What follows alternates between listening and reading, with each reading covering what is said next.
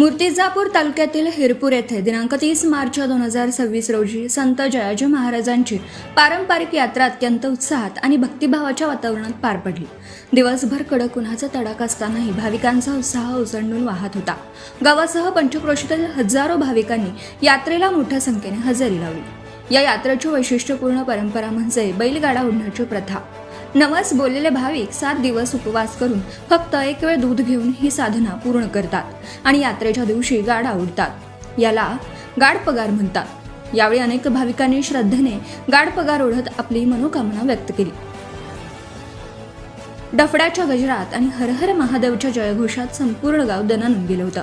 संध्याकाळी सुमारे 6 वाजताच्या सुमारास अचानक वातावरणात मोठा बदल झाला। जोरदार वारा सुटून गारांसह पावसाला सुरुवात झाली।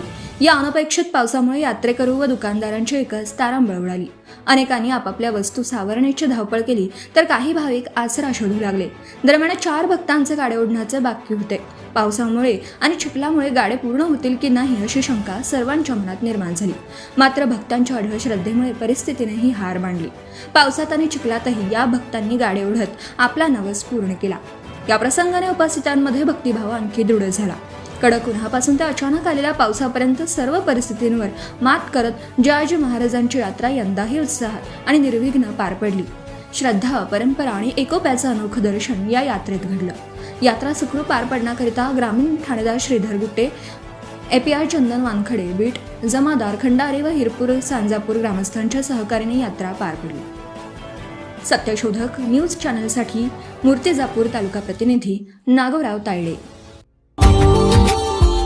Subscribe now and press the bell icon. Never miss an update.